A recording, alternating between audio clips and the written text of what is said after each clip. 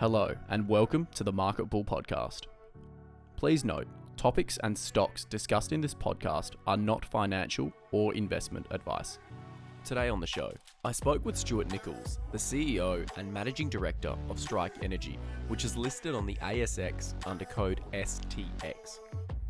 Strike Energy is a Western Australian company focused on building an integrated, low-carbon energy and fertiliser business. Since joining in early 2017, Stuart has been instrumental in transforming the company from exploration into one of Australia's first integrated developers of gas, renewable energy and fertilisers. Stuart discussed his journey within the sector and how the board and team at Strike Energy has helped to achieve growth over the years. Stuart detailed the projects at Strike Energy, in particular the Perth Basin, and the opportunities he sees the company in supplying energy into Western Australia. The perception of gas has shifted over the years, and Stuart looked at why this has happened and where the outlook for gas continues to go in the future. I hope you enjoy listening. So hello and welcome to the Market Bull podcast. I'm your host, Ben Kostridge, and joining me on the show today is Stuart Nicholls, the CEO and Managing Director of Strike Energy. Welcome to the show, Stuart. Thanks, Ben. Thanks for having us. That's all right. So a little bit of your backstory. You're a Perth boy, but Strike Energy, you joined it in 2017 and took it from, as we said, a startup or, a very, very small cap company to where it is today, which is, over $1 billion and executing on the plans that really you would have been brought in to achieve. But diving into who you are and how you got into the oil and gas industry to begin with, what is your story? After finishing school, Ben, I went to university and found myself, somewhat not prepared for the self-management of education yet again. And so I joined the Army Reserve at that point in time and went into Army Reserve officer training in the infantry. From there, I sort of transferred into the regular Army for a period of time, did some service overseas, and then eventually at the conclusion of that and being promoted to the rank of captain, I left the Army and came back to university to finish off some of my studies. At that point in time, with a fairly young and broad range of experience, a lot of instilled discipline, I found the employment landscape available for people with defence qualification as being, pretty deep. And I came across Shell recruiters who sort of promised an overseas series of postings and a very sort of interesting career in energy. I guess, naturally having come out of the military, I felt that going into a sort of pyramid-like large organisation like Shell was a very natural fit. The Army had failed to deliver on the postings in interesting places, and generally where the Army takes you, those places tend to be some of the hardship locations. And so, I guess I jumped at the opportunity and found myself working at Shell for about a decade, where I had a really interesting career. Spent most of my time in gas commercialisation, exploration, gas strategy, and posted in The Hague for several years, working in a small team advising the Royal Dutch Shell Board, as well as Myanmar and Malaysia, some time in Indonesia, and back to Western Australia. And it wasn't until I came back to Western Australia post the BG acquisition by Shell that I found myself sort of searching for that next challenge. And through a series of connections I had made before I'd left Western Australia, I sort of became known to Mr. Tim Goyder, famous for his exceptional efforts at both Liontown and Chalice. And Tim sort of backed me in to go and challenge the paradigm. He was a big shareholder of Strike Energy at the time. And so I found myself visiting the chairman, who was a guy called Mark Carnegie, still one of our major shareholders over in Sydney. And then before you know it, I've been made the CEO, and good friend John Poynton has been appointed as the chairman. And then we begin our journey from Paddington, New South Wales, where Strike was headquartered at the time. So it's been an amazing sort of 6.5 years so far, and I've been running an L. I get to run a P&L this year, which is a pretty exciting place to be, and it looks like it's going to be a great success. Yeah, well, even flashing back to 2017 when you're looking at these opportunities, even then, what was the attraction to taking on this role? Knowing that you had to get a job, of course, helps with taking on that opportunity, but what really attracted you to Strike Energy's portfolio? Yeah, I think it was probably the opportunity to move at my own speed. And working inside of Shell, I was in a fairly sort of good pathway at that company. I was always somewhat frustrated by the sort of big company mentality, lack of entrepreneurial thought and flair, and also the sort of, I guess, the distancing of accountability and responsibility that a lot of people take when they work for big companies. That's something I thrived in from my time in the army. And, I think it's something that helps focus my energy into, positive and productive outcomes. So I really wanted to take that responsibility and wanted to take that accountability at the top. I was probably somewhat ignorant as a young 32-year-old taking on a public company role of a small explorer that had some sort of fairly sort of second-tier assets in the Cook Basin upon reflection. And I've just learned a lot along the way and have been able to learn and do almost simultaneously, which is what's created the opportunity to bridge the gap between starting and being to a position of success in a small time frame in our industry.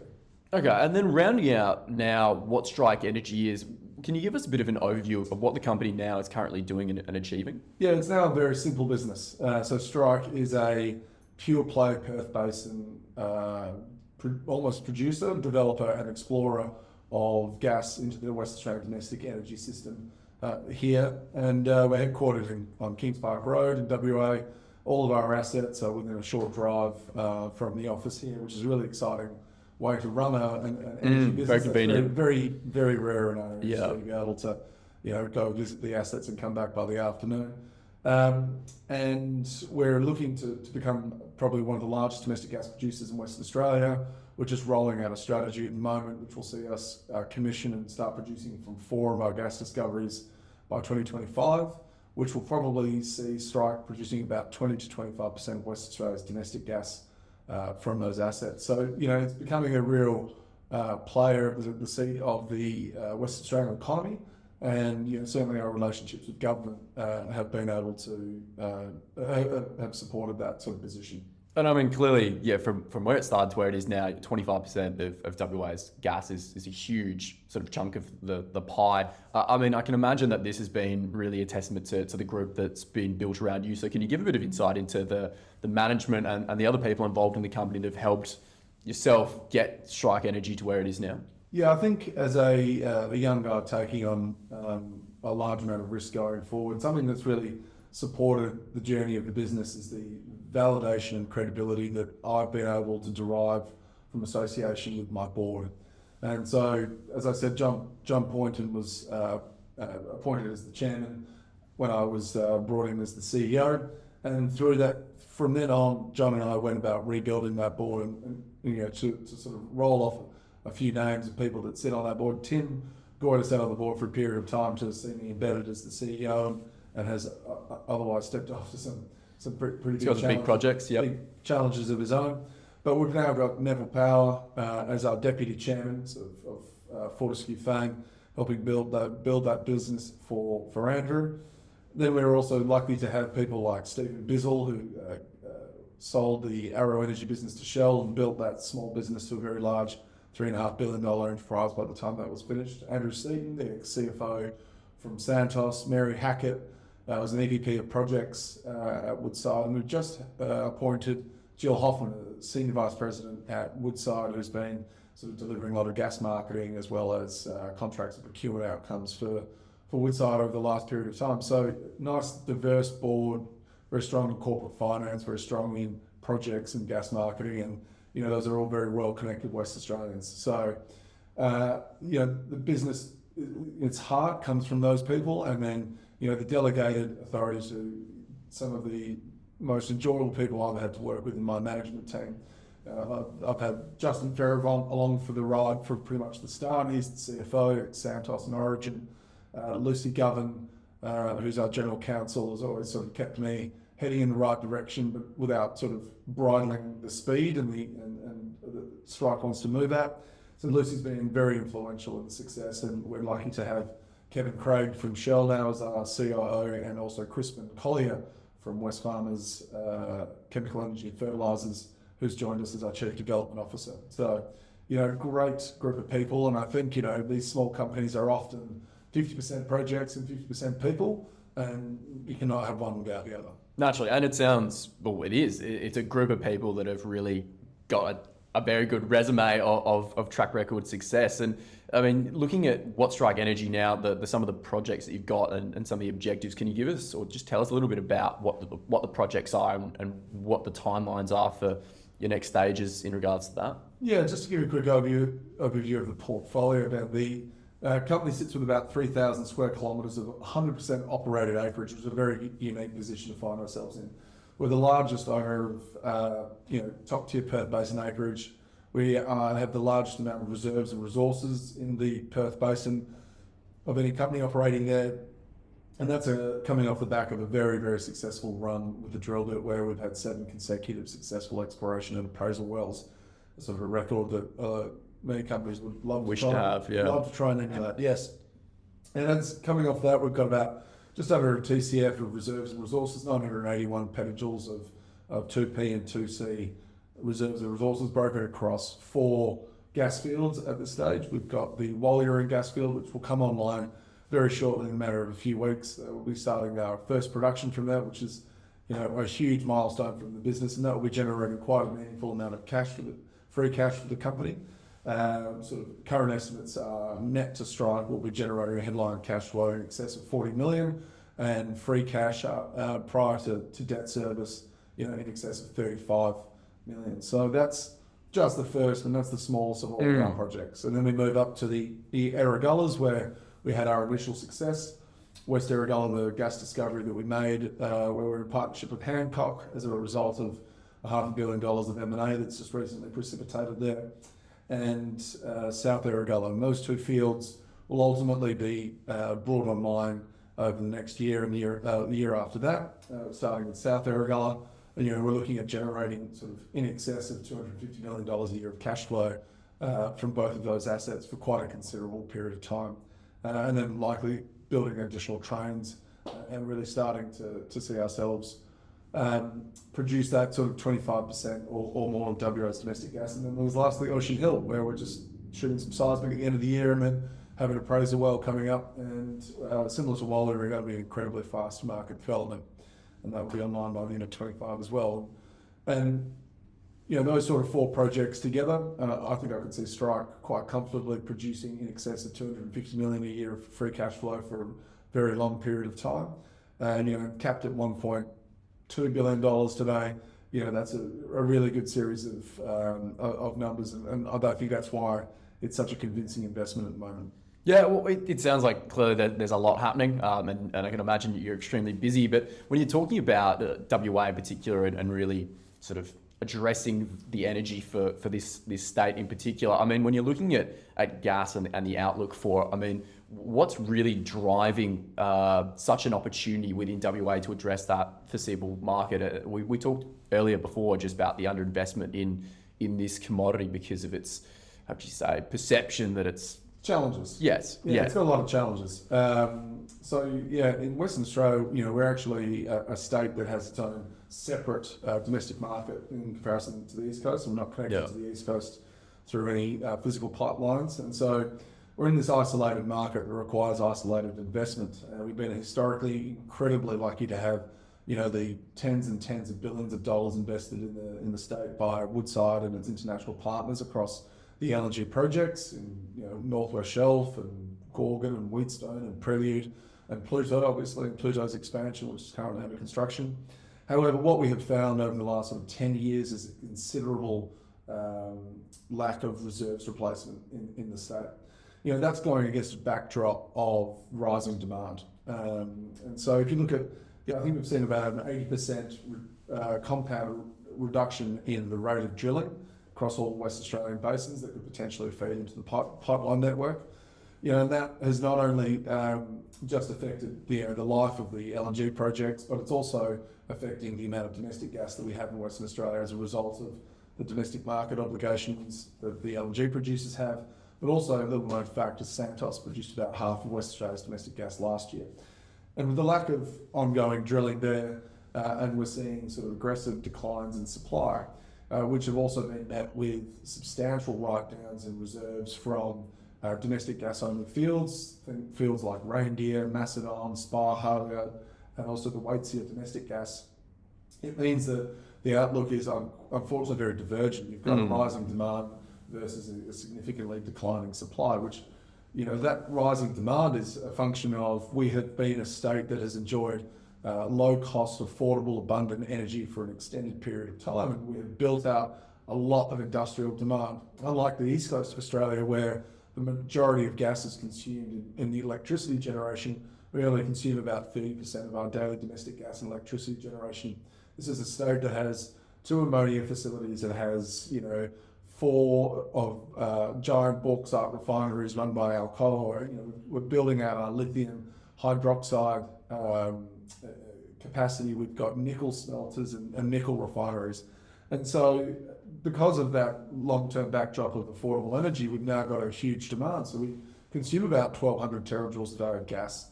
And the way that gas is forecast in the state to increase is we've just sanctioned a new fertiliser plant up in Karratha. That's the permanent chemicals fertiliser plant that will speak for a large portion of the new wave of domestic gas coming online from the Woodside Scarborough development. You've also then got a projected increase in gas-fired electricity as the state looks to exit coal-fired power under the McGowan commitments of shutting down Collie in 2027 and Muja in 2029. And that's forecasting the increase in gas consumption and electricity generation for both firming of new renewable energy, but also sun-based load that we need when the sun doesn't shine and the wind doesn't blow, of 163 terajoules a day. We've also got the general ESG pressures of all public companies where, in the gold fields, we've got large miners and processors of ore over there that have been generating a lot of their electricity for the last 30 years from diesel-fired electricity. And so we're now seeing APA construct a new gas pipeline from the Perth Basin to connect our assets across over to the gold fields. And that should displace about a huge amount of distillate burning, which generates a 60% carbon improvement for those companies, but another 80 terajoules a day of increased demand. And then the last one is the rise of mineral processing in West Australia. I think, companies are identifying that we have been a state that has just been putting dirt on a boat and sending it overseas for far too long. Yeah. And there are elements of the value chain that are well within the grasp of West Australia's economy, as well as our labour force and ability to deploy technology. A really good example of that is the value add from spodumene concentrates to lithium hydroxide. We've got several new plants being built in Western Australia by Albemarle, by Wesfarmers, with mineral resources, etc. So every time I see a lithium hydroxide train sanctioned or Chanchi, it's another 8 terajoules a day or so of gas demand that I think it's going to be there for a very long period of time. And I'd like to see gas is working in partnership with a lot of our battery minerals, if you will, to generating these lower carbon outcomes for the rest of the world. Climate change is a global phenomenon, not a local phenomenon, and something that we in Western Australia can have a significant and meaningful contribution to avoiding by integrating our energy systems as well, which we've got some of the world's best renewables, we've got some of the world's lowest cost gas, and doing that, putting that into our mining, into our world-class mining jurisdiction means that we can deliver substantially good outcomes for the rest of the world. It goes without saying. I think the energy mix, clearly everyone across the world, we're using more and more every day or yearly, it's increasing. And then, in WA, as you touched on, all these plants and refining systems that come along are going to use a huge amount of energy. And if we're looking to eliminate and reduce reliance on coal, suddenly there's a big piece of the pie that needs to be filled. And realistically, we need to find trusted, usable sources of energy to compensate for that. Yeah, and I guess the unfortunate thing is where we're finding ourselves today, Ben, is that the price of gas in West Australia is rising, and that's just through that lack of investment, which is creating a really unique and great investment opportunity for Strike. But as it is the new player in town, we've seen domestic gas prices rise from about $2 at the start of 2020 to $10 today. Trading on the spot market, so it's sort of a 5 times increase in the price of domestic gas. The spot market's moved from being thinly traded, about 12 terajoules a day, to seeing over 100 terajoules a day trade on a regular basis in the spot market as contracts shorten up. So we are seeing some of those symptoms of the east coast of Australia, which go through their own energy-related crisis, playing out here in WA. So that price of energy, it's still cheap in terms of global energy prices, but is rising in the background, and that's where Strike is uniquely placed.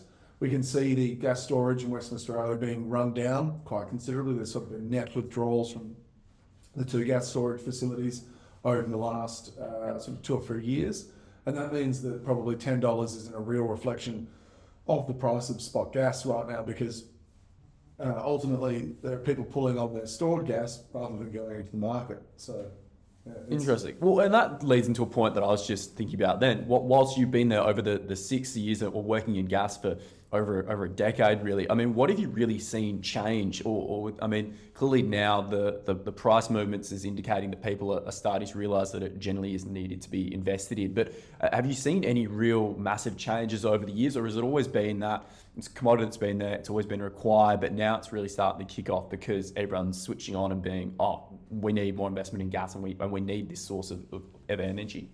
Energy consumption comes with its own carbon footprint, and I think that's what gives the right to every Australian to be vocal about the way that they would like to see energy consumed.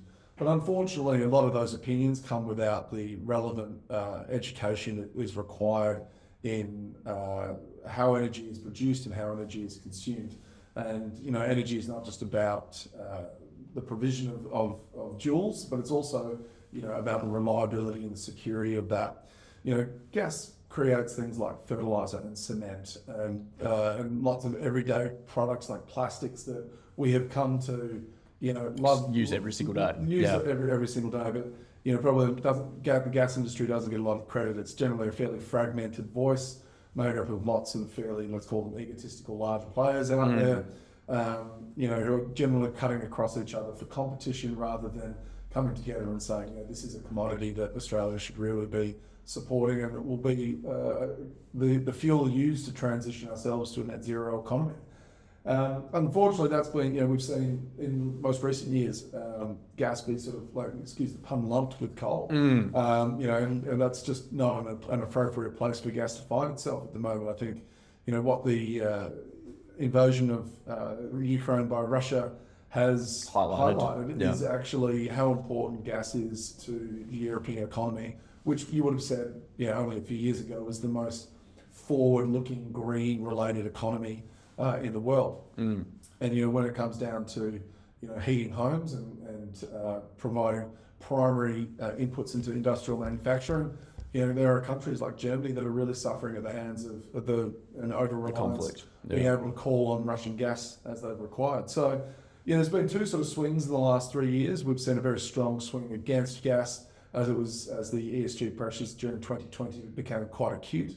And then, post the Russia-Ukraine invasion, and I guess the demonstration of what happens when you take gas out of an energy system. The realisation kicks in. That's right. And unfortunately, what we're seeing in Australia at the moment is probably a foot in both camps. I wouldn't say that government right now is for or against the gas industry. I think it's realistic, federally this is, that gas is required to keep many people in their jobs. I think you've got, the little manufacturing that we do in this country is as a result of having, a well-supplied gas market. Whereas we're also seeing, a lot of negotiation with the Greens these days, which is affecting sort of, I guess, the forward investment case for gas. And that's, again, being played out here in Western Australia, where we're seeing international companies say, look, maybe we've got enough exposure in Australia, and it's leaving the door ajar for Strike to come in with its assets, and find itself in what is a traditionally very aggressive and competitive industry, is opening up. It's really the only company with any incremental West Australian gas supply over the next 10 years. And sometimes you need to recognise when there's a bit of luck on your side. Timing's everything, but luck is, where preparation meets opportunity.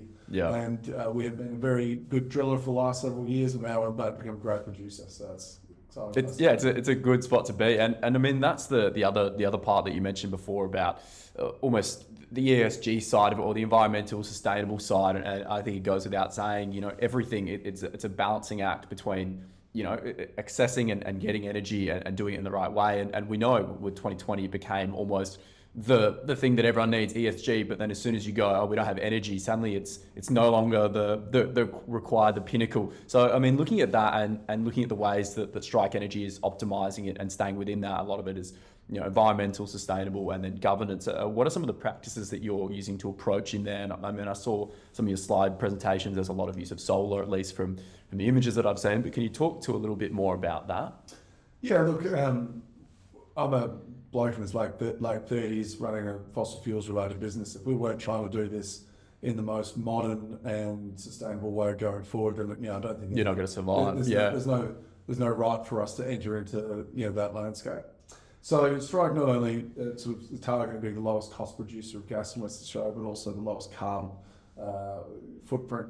And we're doing that through several ways. I mean, we're very blessed in Western Australia to have bright, shining sun, but also in the Midwest where all of our assets are. They sit sort of between Lancelin and Dongara. That's some of the most productive onshore wind in the entire country, if not some of the most productive wind in the world.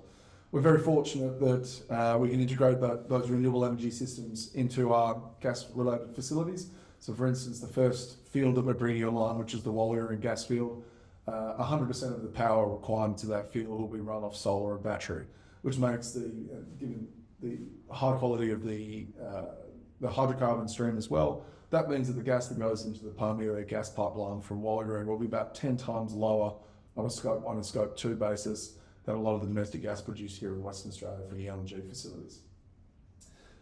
On top of that, last year we acquired a farm that sits over the top of one of our gas fields, South Erregulla, which we will use to host a lot of our critical gas processing infrastructure before injecting South and West Erregulla's gas production into the Dampier-to-Bunbury natural gas pipeline. Now that farm is, if you stand and look to the north, you see one of Australia's best wind farms. If you stand on that farm, you look to the south, you see one of Australia's best wind farms. And so, good location. Over time, as we start to increase that gas production from those are very large fields and where the bulk of our reserves and resources sit. Once we start to have a footprint of gas processing infrastructure that's quite energy intensive, we're not in the business of burning gas, we're in the business of selling gas. So why would we burn gas to generate our electricity when we've got such world-class renewables around us? So right now we're collecting all of the wind data across our farm. We'll look to tender out a wind farm development to a third-party renewables developer. That's not where our cost of capital sits currently, but we can definitely see ourselves as being a long-term buyer of green electrons and being able to host a wind farm on that location. Yeah, it's good to know that those ideas and you almost have like a bucket of where the company can go and what it can focus on is there, because I think it goes without saying that is what society wants, what the world wants. That's the direction that the world is heading, but it's good to see the Strike is, again, adopting those practices and looking to how to utilize them. I mean, rounding out the conversation in a way, I mean, I know it's been tough over the past couple of years for businesses, and it's rife with M&A and there's so much activity happening, and clearly Strike has been well run and it's elevating, as we're seeing naturally the share price, but also just the demand, the outlook for energy. I mean, where do you see the outlook for gas going in WA, more so in the regards to investment and even looking at the M&A and big players looking to come in and almost absorb the smaller ones, say small, but... Yeah, I mean, the Perth Basin has been a M&A hotspot really for our industry in the most recent years. So in 2018, we saw about $1.5 billion of M&A happen on our back door with the acquisition of AWE by Mitsui, which was sort of very fought over process, and then also the acquisition of Lattice Energy, which was Origin Energy's spin out by Beach. Fast forward to Christmas just gone in 2022-23 sort of summer, and we've just seen another $1 billion of M&A go down with sort of Norwest Energy, Mineral Resources partner, being acquired by them, and one of our partners, Warrego Energy, being acquired by Hancock, which was one of the most aggressive M&A scenes that I think people have seen play out in our industry, or even in public companies in Australia for quite some time. I think there was sort of 7 or 8 competing bids over the top of each other in the space of about 8 weeks. Jeez. So, every time we'd go to work in the morning, by the time we went home in the afternoon, Something else on the table. Something else was very, very different. Yeah. So it was an intense period of time for us as a big Warrego shareholder, as well as the partner of Warrego Energy in that asset. We sort of came out with that, having taken about $137 million out of the Hancock transaction. So, we're in a really great, well-funded, and a highly capitalised position today to deliver against our strategy. But what that period of time has highlighted for me, not only did we just see two potential domestic gas producers be acquired by people that have got their own energy requirements, is that the crisis of lack of gas in Western Australia that's unfolding is being observed by people with broad mandates. Chris Ellison, Gina Reinhart, very broad mandates. But excellent business people, and the support of their shareholders or their own financing. And so rather than being in the market looking to buy energy in the mid-decade when things are forecast to start getting pretty dire, alongside that, BHP and Rio and FNG, Yarra and Wesfarmers and Alcoa, they've decided to take it into their own hands and go down and actually buy an upstream gas asset, to secure their energy supplies. So they can see the issues unfolding to a level of intensity that it's actually forcing their M&A hand today. Hancock has Roy Hill, it has Atlas Iron that it can integrate gas into. It also has a future project with POSCO, large magnetite project, as well as HDI that sits off the back of that I've seen that the state government has awarded land to.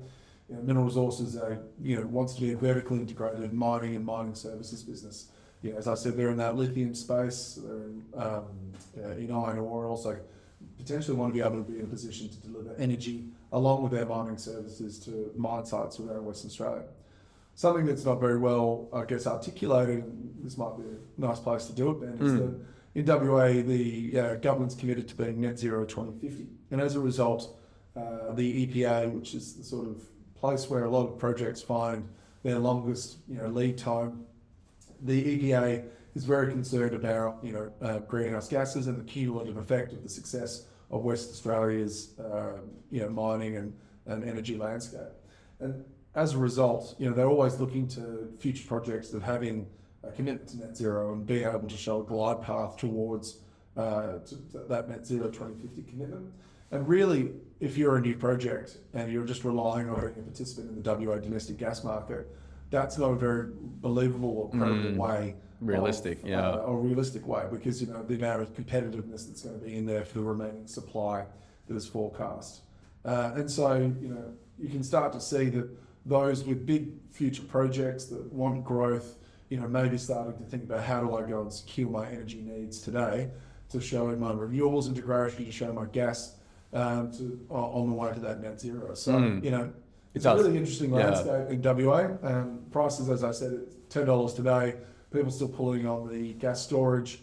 I think it's not unforeseen to see low teens in gas pricing in the very near future. Yeah, no, agreed. It does. It sets that timeline, that stop date for when we need to hit this realistic target. So it does round out a very good position for gas and in particular Strike Energy of where it is now, and clearly the next 6 months and 12 months and a few years are going to be extremely busy for you. So for listeners that want to learn more about Strike Energy and yourself, where can they go and where can they get more information?